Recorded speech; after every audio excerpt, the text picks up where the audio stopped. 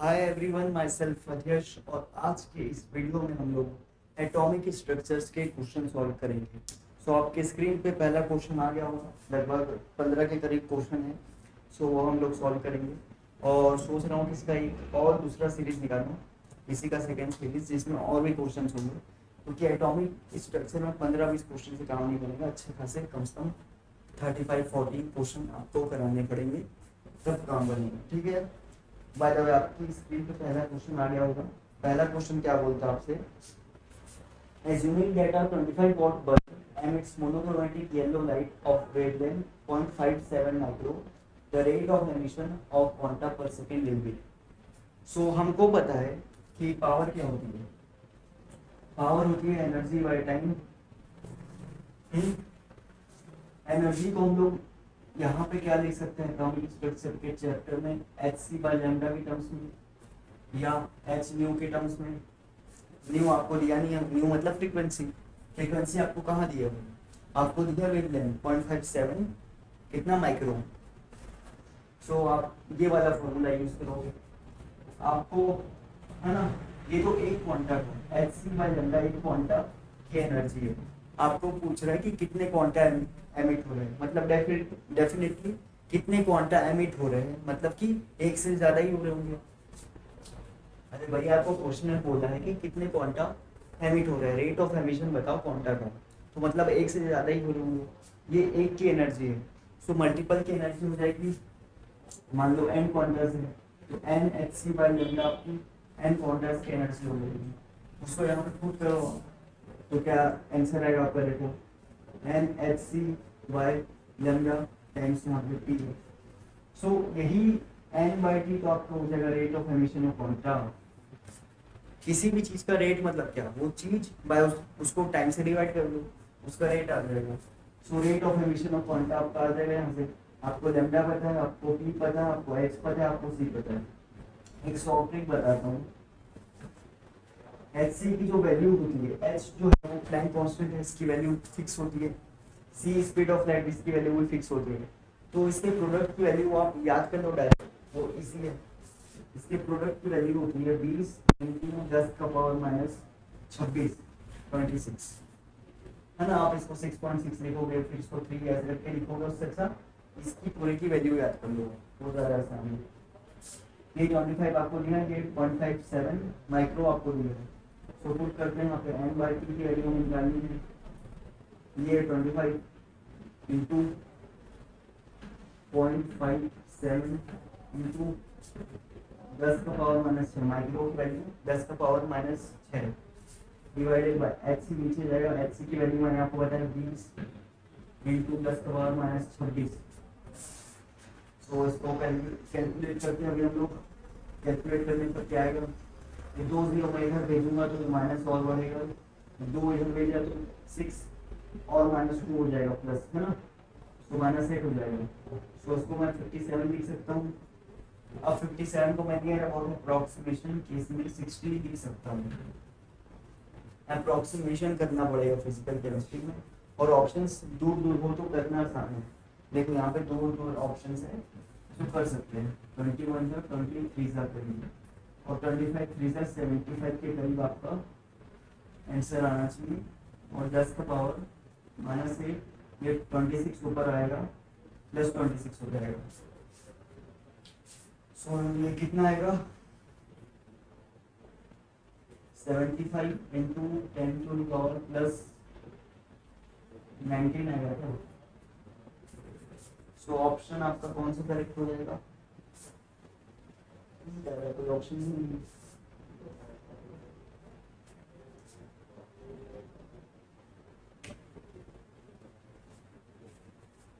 ये 26 ऊपर जाएगा, प्लस 19। हाँ, इसका ऑप्शन यही सही है। ऑप्शन डी में आपको -19 दिया, वो माइनस मिस्टेक है। ये प्लस 19 इसका आंसर सही हो जाएगा। ठीक है, नेक्स्ट क्वेश्चन आपकी स्क्रीन पे आ गया होगा। नेक्स्ट क्वेश्चन आपको क्या दिया है, one molecule of a substance absorb one quantum of energy. एक मॉलिक्यूल है सब्सटेंस का, कोई सब्सटेंस है उसका एक मॉलिक्यूल है। फॉर एग्जांपल है पानी है, पानी का एक मॉलिक्यूल है, H2O का एक मॉलिक्यूल है जो एक क्वांटम की एनर्जी एब्सॉर्ब कर रहा है। अगर जब भी क्वेश्चन में आपको एज्यूम करने बोला कि एक सब्सटेंस है वो है, तो एक सब्सटेंस एज्यूम कर लेना। आप पानी सबसे नॉर्मल सब्सटेंस है तो उसको एज्यूम कर सकते हो आप। One molecule of a substance absorbs one quantum of energy. The energy involved in 1.5 mole of the substance absorbed rate frequency of 7.5 into 10 to the power 14 second per second. आपको क्या दिया है? आपको दिया है एक मॉलिक्यूल दिया आपको जो कि एक क्वांटम की एनर्जी एब्जॉर्ब कर रहे हैं और रेड लाइट है जिसकी फ्रीक्वेंसी इतनी दी है। सो आपको पूछ रहा है कि कितनी एनर्जी एब्जॉर्ब होगी जब उसी सब्सटेंस का 1.5 मोल हो।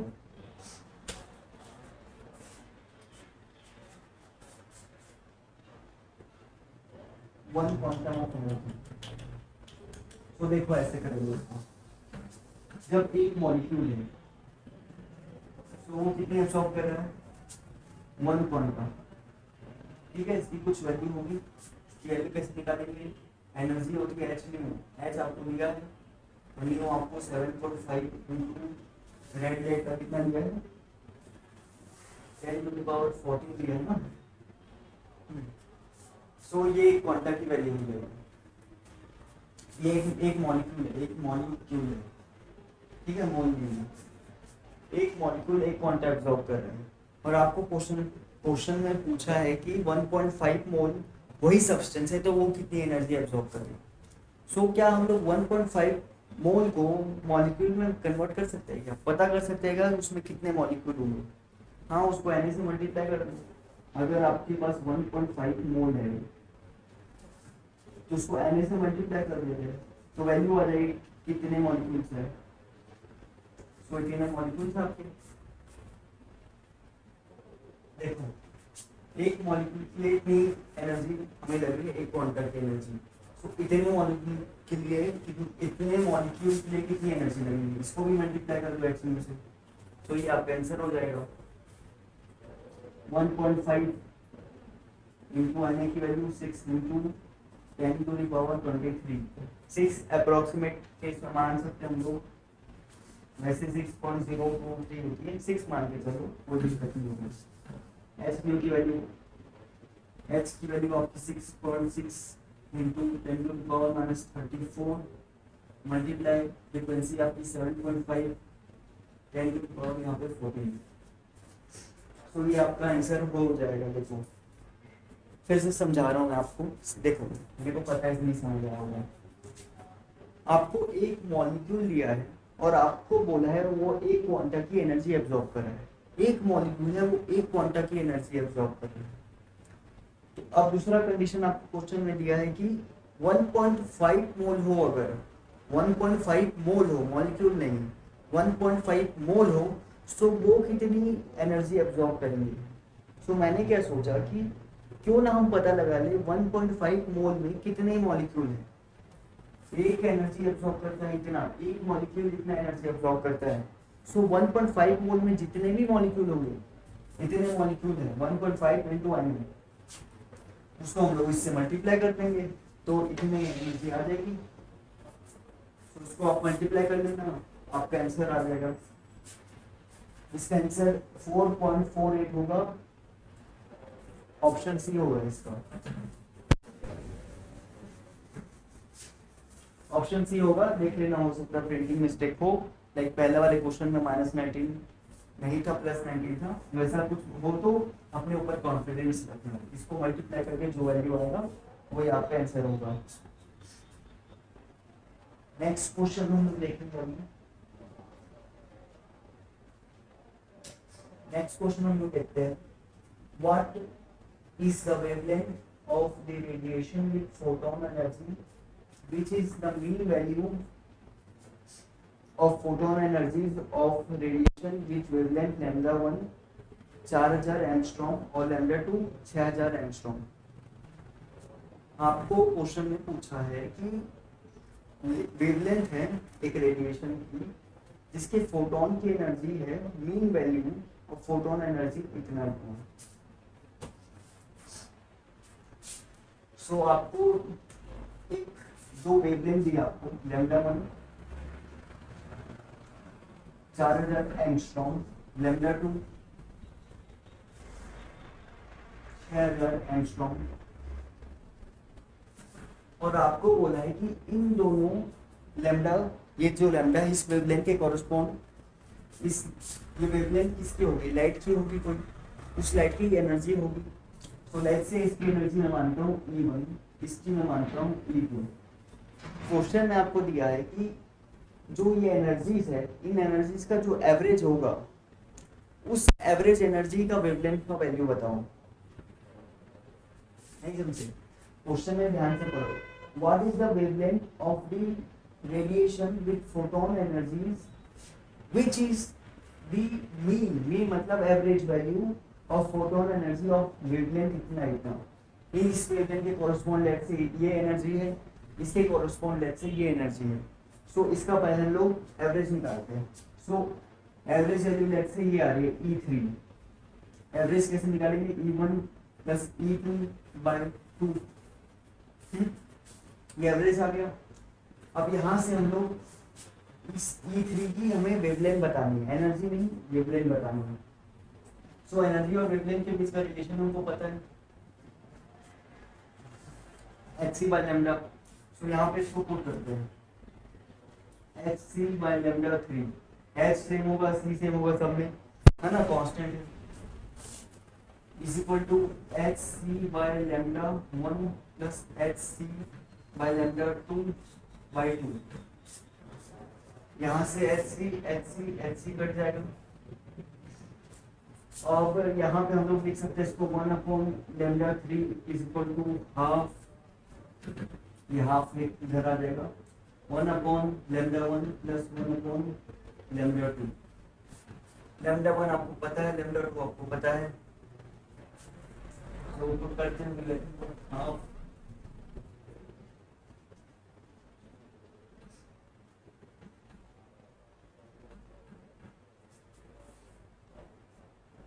सो यहाँ पे मैं 1000 को बाहर निकाल लेता हूँ, ये आ जाएगा 1/2 into 1000। तो मैं 2000 लिख लेता हूँ, और 1/4 प्लस 1/6। इसका हमें इसको हम लोग एलसीएम निकाल लेते हैं। तो कैसे लिखेंगे, 24 लिखूँ मैं, 4 6 और 4 6 हो जाओ, तो 6 4 10। तो इसकी वैल्यू आएगी 10/24। एलसीएम इसकी वैल्यू आएगी 10/24, है ना। तो ये आप कैंसिल हो जाएगा यहाँ पे। कितना आंसर होगा ये बता दीजिए। 24 to the 48। तो यहाँ पे 1/4800 और ये इक्वल है ग्राफ के 1/λ3 के। सो λ3 को ऊपर खींचो, तो ये आंसर आएगा 4800 angstrom. Option D is correct. देखो मैं फिर से समझाता हूँ कि मैंने क्या किया। आपको क्वेश्चन में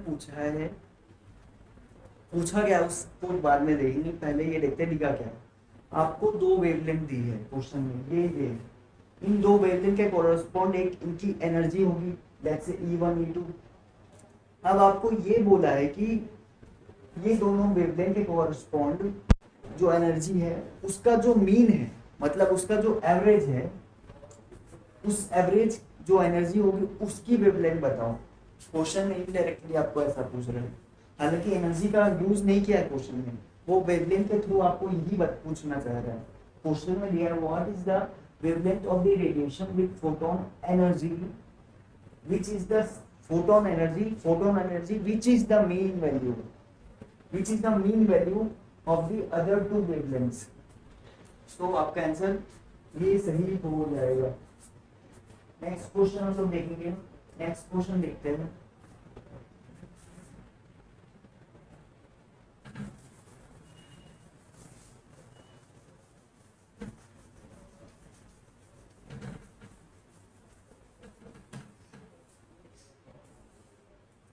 नेक्स्ट क्वेश्चन में है the kinetic energy of the electron emitted when the light of frequency इतना hertz falls on the metal plate threshold frequency इतना।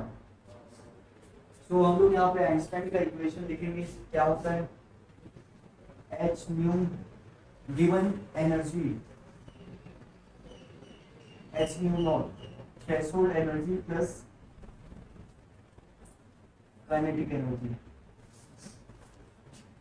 थ्रेशोल्ड एनर्जी क्या होती है, एक मिनिमम रिक्वायरमेंट होती है। थोड़ा सा इसके बारे में बता देता हूँ मैं। सपोज लेट्स से ये एक मेटल प्लेट है, यहाँ पे इलेक्ट्रॉन है बहुत सारे अंदर में,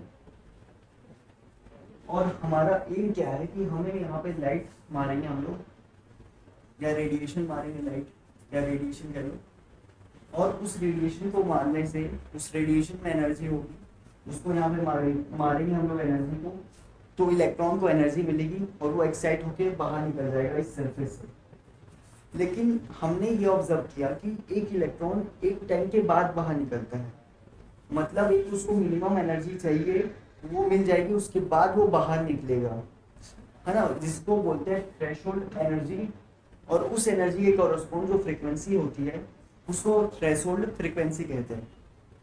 लेट्स से कि आपने 5 इलेक्ट्रॉन वोल्ट की एनर्जी सप्लाई करी एक मेटल प्लेट में, और उस मेटल प्लेट की इलेक्ट्रॉन को निकालने की थ्रेशोल्ड अमाउंट है 3 इलेक्ट्रॉन वोल्ट, मतलब 3 इलेक्ट्रॉन वोल्ट तो वो इलेक्ट्रॉन को सरफेस पे लाने में खा जाएगा।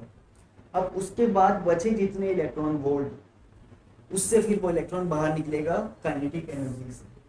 जैसे 5 का डाले हम लोग, 5 इलेक्ट्रॉन वोल्ट की एनर्जी डाले, 3 उसको सरफेस पे लाने में खत्म हो गए, जो कि उसकी थ्रेशोल्ड थी, बची कितनी 2 इलेक्ट्रॉन वोल्ट, उसी से वो बाहर निकलेगा काइनेटिक एनर्जी से 2 इलेक्ट्रॉन वोल्ट की। और इस केस में हमसे पूछा क्या है, इस केस में हमसे काइनेटिक एनर्जी पूछा है, हमको गिवन फ्रीक्वेंसी दी है, हमको थ्रेशोल्ड फ्रीक्वेंसी दी है। सो निकाल लेते हैं हम लोग। गिवन फ्रीक्वेंसी कितनी है आपकी 3.5, और ये वाली कितनी आपकी थ्रेशोल्ड फ्रीक्वेंसी आपकी 1.5।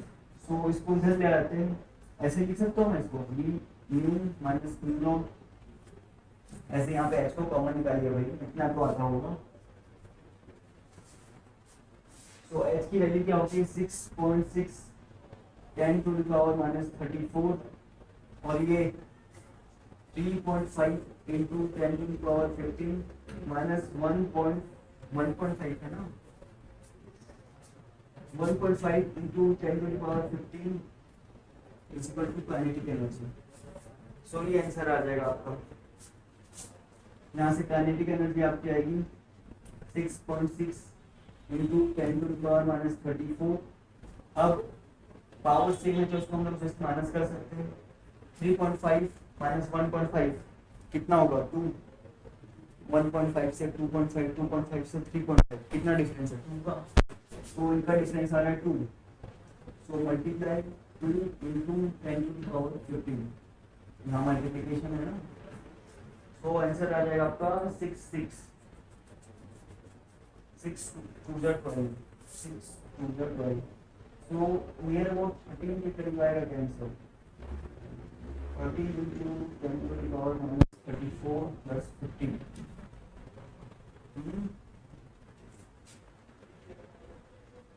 ऑप्शन क्या है 34 और 15 को माइनस कर, ऑप्शन यहाँ पे ए लिखा है, यहाँ से आप कैलकुलेट कर लेना 1.3, यहाँ पे ये पॉइंट और एक पॉइंट इधर भागेगा बाद में, सो वैल्यू आपकी -18 तक पहुंच जाएगी। सो ऑप्शन ए यहाँ से आपका आंसर हो जाएगा। आप इसको क्या करना 34 और 15 को माइनस करना, सो यहाँ आंसर माइनस में आएगा क्योंकि 34 वैल्यू बढ़ गई। फिर उसको यहाँ एक पॉइंट और इधर घिसकाना तो आपका आंसर 18 होगा। सो ये आपका 17 आंसर है ना। नेक्स्ट क्वेश्चन देखते हैं अभी हम लोग।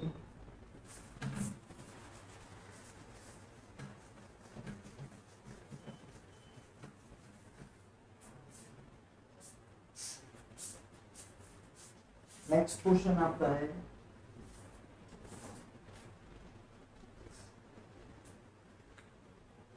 if the radius of second Bohr orbit of hydrogen atom is 2 r2, the radius of third Bohr orbit is 8। आपको क्या दिया, आपको दिया है सेकेंड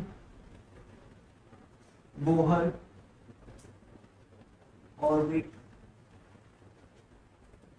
रेडियस R2, आपको थर्ड का पूछा है। अब रेडियस का फॉर्मूला क्या होता है ये लिखते हैं पहले। रेडियस का फॉर्मूला होता है आपका R इज इक्वल टू 0.529, ये एंगस्ट्रॉम में वैल्यू आएगी, n square by z। Bohr orbit of इसका हाइड्रोजन एटम सेकेंड और थर्ड दोनों ही केस में z सेम ही होगा, क्योंकि हाइड्रोजन एटम का हम लोग देख रहे हैं। जो n है उसमें डिफरेंस आएगा। पहले केस में जो n है वो सेकेंड है, थर्ड केस में वो है सेकेंड केस में वो थर्ड ऑर्बिट है, ठीक है। सो n में चेंज आ रहा है बस। सो मैं क्या ये कह सकता हूँ क्या, r is proportional to n square, ठीक है।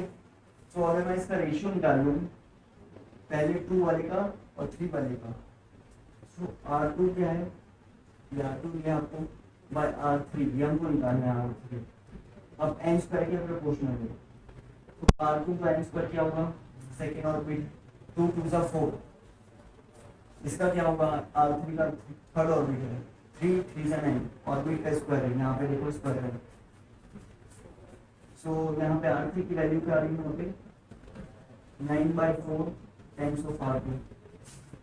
Option number c is correct हो जाएगा इसका, सी इज करेक्ट, चलिए is correct.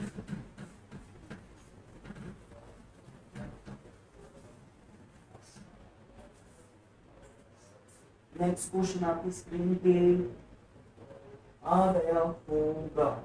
In the velocity of an electron in first Bohr orbit of hydrogen atom is x. Its velocity in third orbit will be. Velocity आपकी first hydrogen orbit में आपको दी है x। So velocity का formula मैं लिखता हूँ Bohr की 2.18 10 to the power क्या था वही 6। वेलोसिटी आपकी थी 2.18 into 10 to the power 6 z by n, है ना, z बाय n। तो ये तो कांस्टेंट है, z आपका हाइड्रोजन है तो वो भी कांस्टेंट है। सो मैं ये कह सकता हूँ वेलोसिटी आपकी इनवर्सली प्रोपोर्शनल है n के।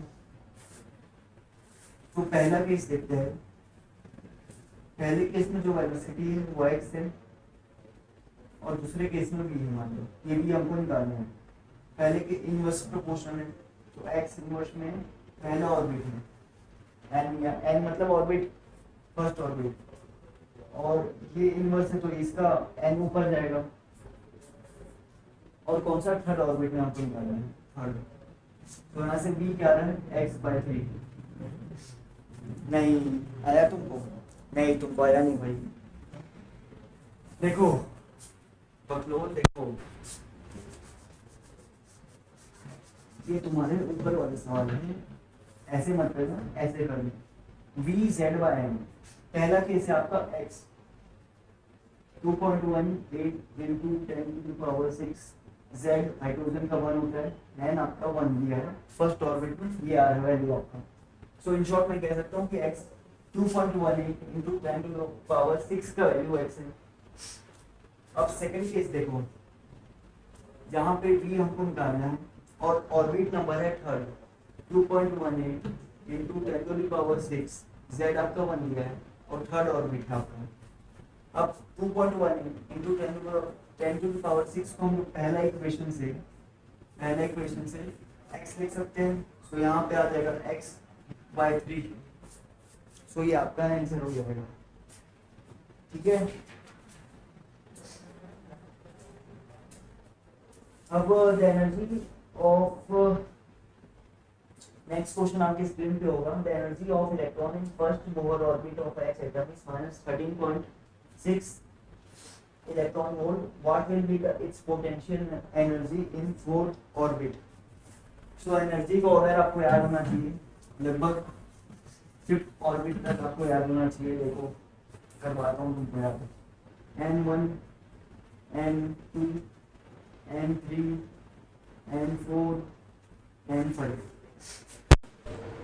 पहले ऑर्बिट में -13.6 electron volts, -3.4 electron volts, -1.51 electron volts, -0.85 electron volts. फिर इसका क्या था, -0.54 इलेक्ट्रॉन वोल्ट्स। ये एनर्जी ऑर्डर आपको याद होना चाहिए। पहले ऑर्बिट का ये होता है, सेकंड का ये होता है। आया कैसे? सो एनर्जी का फॉर्मूला क्या होता है हमारे बोहर का, 13 - 13.6 Z²/n²।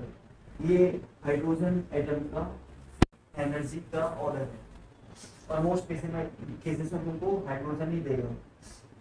तो देखो ये Z का वैल्यू तो 1 हो जाएगा यहाँ पे।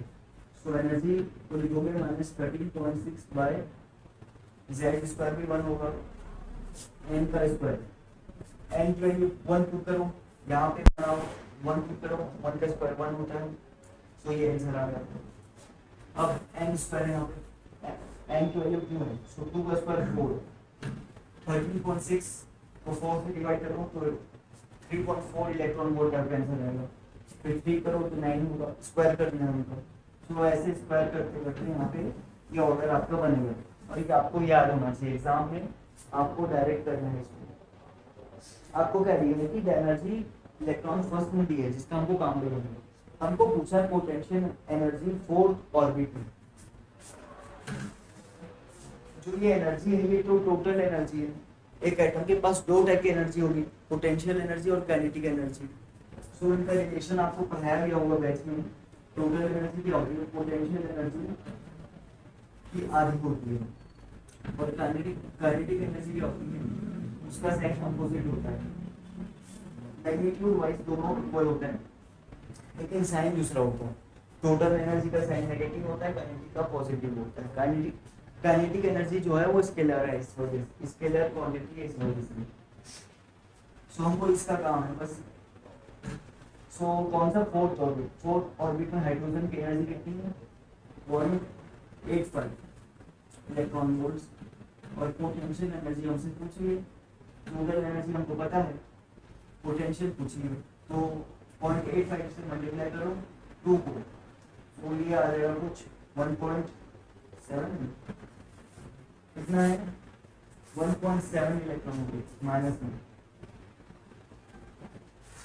ध्यान से देखो, ऑप्शन में आपको 0.85 दी है।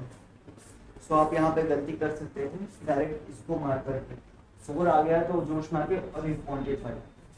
भाई पोटेंशियल एनर्जी पूछा है क्वेश्चन में, टोटल एनर्जी नहीं पूछा है।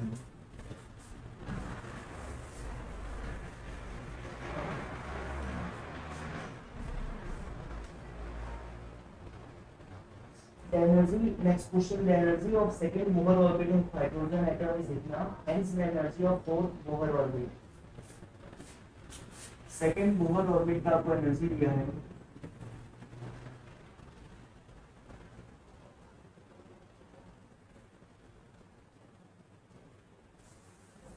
किलो जूल पर मोल। एक मोल की। सो एनर्जी जो है हाइड्रोजन एटम की, तो Z तो फिर से सेम हो जाएगा। हमें दो केस दिया आपको, सेकेंड का आपको एनर्जी लिया है, फोर्थ का आपको पूछा है, तो मतलब ये दो केस है। अगर जब केसेस आते हैं ना तो हम लोग रेशियोज निकाल लेते हैं, और रेशियोज में हम लोग प्रोपोर्शनैलिटी देखते हैं।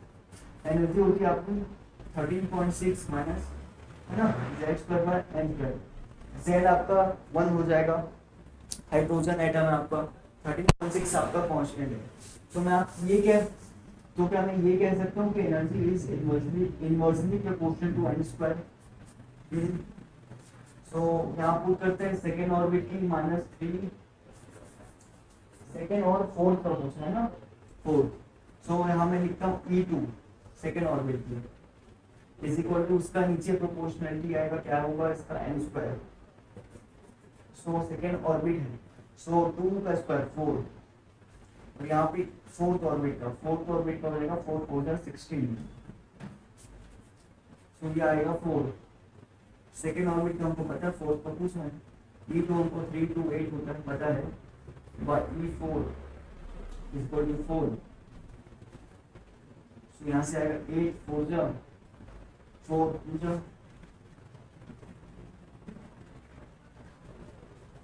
सॉरी 4 8 जा 32 होता है ना, और 4 2 जा 8, तो E4 की वैल्यू आपकी आएगी -82 किलो जूल।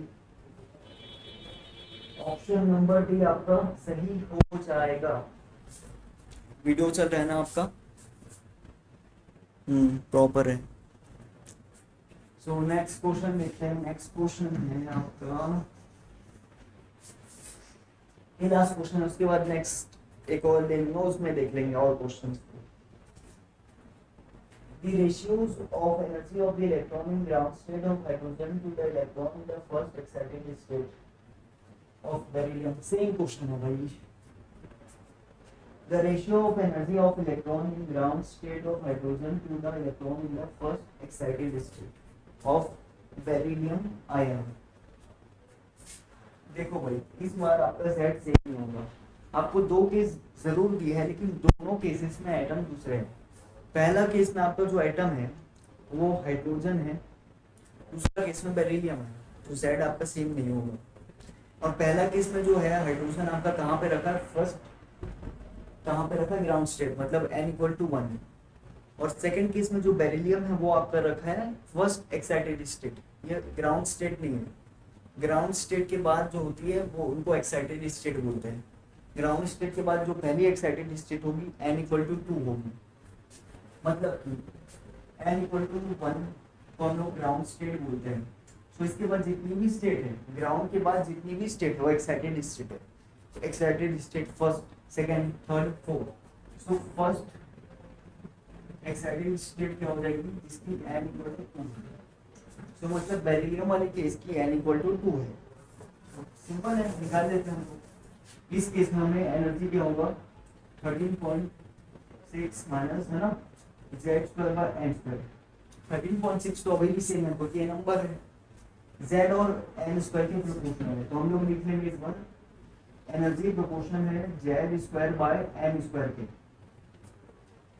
तो यहाँ पे हम लोग लिखेंगे एनर्जी ऑफ, इसका रेशियो पूछा है आपका, ratio of hydrogen to beryllium वाले। पहले हाइड्रोजन को फर्स्ट है ना, फर्स्ट है ना, फर्स्ट स्टेट ऐसे लिख लेता हूँ एच का 1, और एनर्जी ऑफ बेरिलियम का है 2 टू फर्स्ट एक्साइटेड स्टेट, मतलब n=2। ये n का वैल्यू यहाँ पे लिखा हूँ, और Z² के प्रोपोर्शनल है डायरेक्ट। यहाँ पे Z² हाइड्रोजन का, यहाँ पे Z² बेरिलियम का, और इसके इनवर्सली प्रोपोर्शनल है, वो हाइड्रोजन का नीचे आएगा और इसका ऊपर आएगा।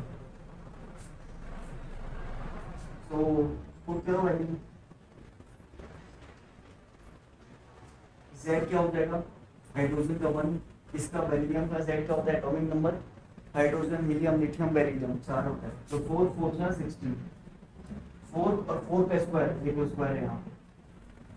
और n बेरिलियम कहाँ पे, फर्स्ट एक्साइटेड स्टेट, मतलब n=2 में, सो 2 का स्क्वायर 4, और n आपका हाइड्रोजन जो है वो n=1 ग्राउंड स्टेट में, तो 1 का स्क्वायर 1, सो ये आएगा 4 1 का 4 4 0, सो 1:4 आपका आंसर आना चाहिए। ऑप्शन नंबर ए आपका करेक्ट हो जाएगा। सो एक और मैं सेशन लूँगा जिसमें अपना बाकी के और क्वेश्चंस कराऊंगा एटॉमिक स्ट्रक्चर्स के आगे के क्वेश्चन, जिसमें आपका हाइजेनबर्ग अनसर्टेनिटी के क्वेश्चन हो जाएंगे, आपके डी ब्रोगली वेवलेंथ के क्वेश्चन हो जाएंगे, और भी बाकी क्वेश्चंस जो है वो नेक्स्ट सेशन में मैं कराऊंगा। होप आपको ये सेशन जो है वो अच्छा लगा हो और इस सेशन से आपने सीखा हो कुछ। सो मिलते हैं नेक्स्ट सेशन में, till then bye bye, thank you.